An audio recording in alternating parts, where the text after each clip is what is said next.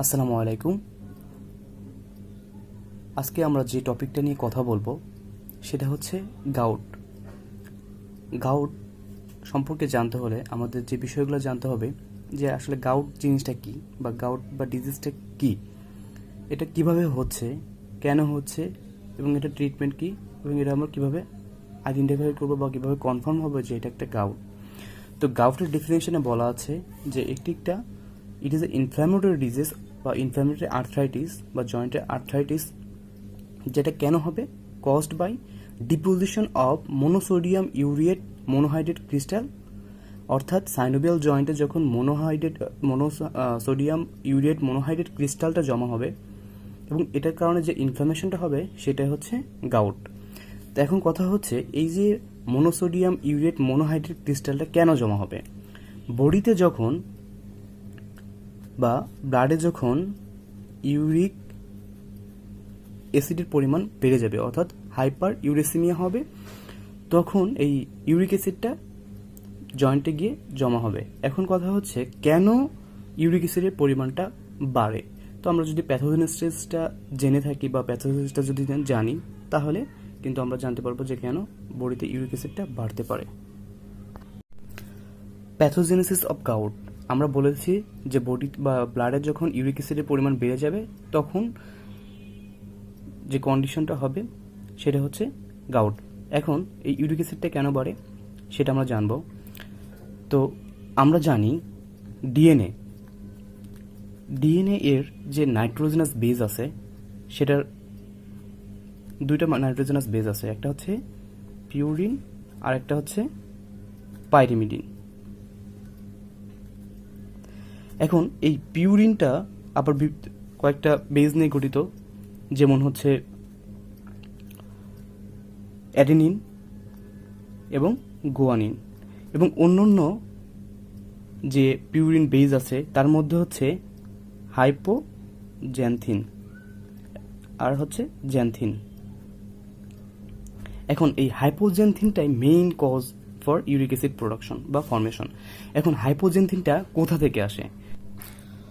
অর্থাৎ হাইপোজ্যান্থিনটা আসতেছে হচ্ছে ফুড থেকে, যেমন pulse, red meat, sea food, এখান থেকে হাইপোজেন্থিন বা পিউরিনটা আসছে।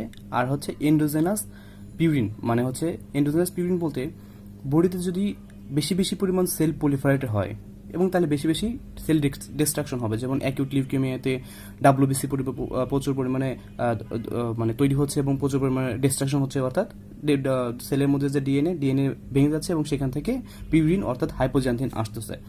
এখন এই হাইপোজ্যান্থিনটা জ্যান্থিন অক্সিডেজ এনজাইমের মাধ্যমে জ্যান্থিনে কনভার্ট হয়, এবং এই জ্যান্থিনটা কি করবে?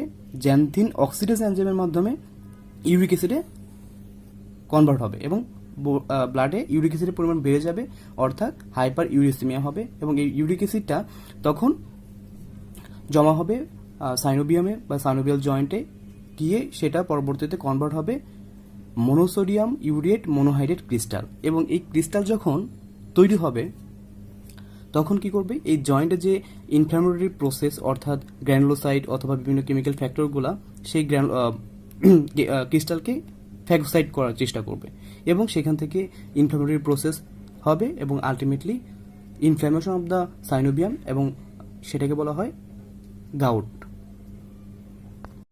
একটা বিষয় বলে রাখা ভালো যে এই যে বডিতে যখন ইউরিক অ্যাসিড তৈরি হয়, এই ইউরিক অ্যাসিডটা রেনালের মাধ্যমে 2/3 ইউরিক অ্যাসিডটা রেনালের মাধ্যমে এক্সক্রিশন হয়ে যায় এবং 1/3 স্টুলের মাধ্যমে। এখন যদি কারো কিডনি ডিজিজ থাকে, যেমন রেনাল ফেলিউর থাকে, অথবা যে তার ড্রাগ খায় অনেক দিন যাবত, থাইজাইড, লুপ ডায়াবেটিক্স, এগুলো খাইলে তখন এই রেনাল এক্সক্রিশন অর্থাৎ ইউরিক অ্যাসিডের এক্সক্রিশনটা কমে যাবে, যার কারণে বডিতে বা ব্লাডে ইউরিক অ্যাসিড পরিমাণ বাড়বে। তাহলে যদি আমরা বলি what are the causes of gout বা হাইপার ইউরেসিমিয়া, তাহলে আমরা বলতে পারবো তার কিডনি প্রবলেম, যদি বেশি বেশি সি ফুড, রেড মিট এগুলো বেশি বেশি ইনটেক করে, এবং ইনক্রিজ প্রোডাকশন অফ জ্যান্থিন অথবা ইনক্রিজ প্রোডাকশন অফ পিউরিন, যেমন যে অ্যাকিউট লিউকেমিয়া, লিম্ফোমা, এইগুলো হচ্ছে কজেস অফ হাইপার ইউরেসিমিয়া অথবা গাউট।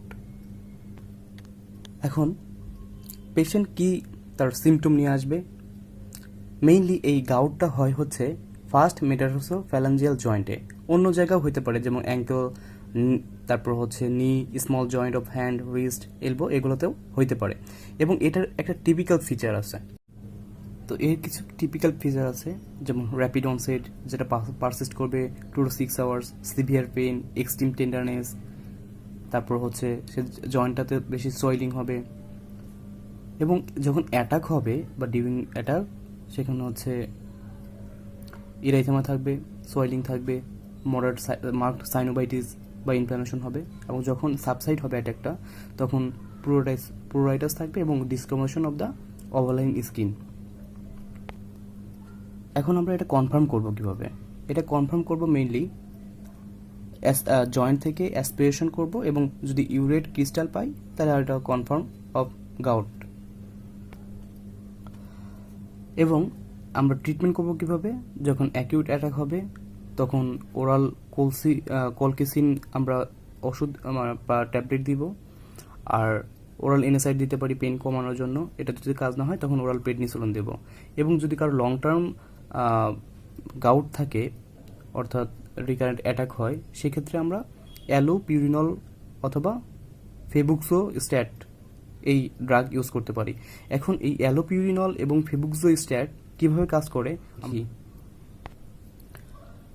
এই অ্যালোপিউরিনল এবং ফেবুক্সোস্ট্যাট কি করে? এই জ্যান্থিন অক্সিডেজটাকে, এনজাইমটাকে ইনহিবিট করে, যার কারণে হাইপোজান থেকে জ্যান্থিন থেকে ইউরিক অ্যাসিডটা তৈরি হতে পারে না। আলটিমেটলি কি হয়? ইউরিক অ্যাসিডের পরিমাণ কমে যায় বা ইউরিক অ্যাসিড তৈরি হয় না, এবং সেক্ষেত্রে ডিপোজিশন হওয়ার চান্স থাকে না। তো এই ক্ষেত্রে ক্রনিক যখন লং টার্ম আমরা ইউজ করি তখন হচ্ছে আমাদের অ্যালোপিউরিনল অথবা ফেবুক্সোস্ট্যাট ইউজ করতে পারি। ধন্যবাদ। যদি ভুল ত্রুটি হয় ক্ষমা করবেন।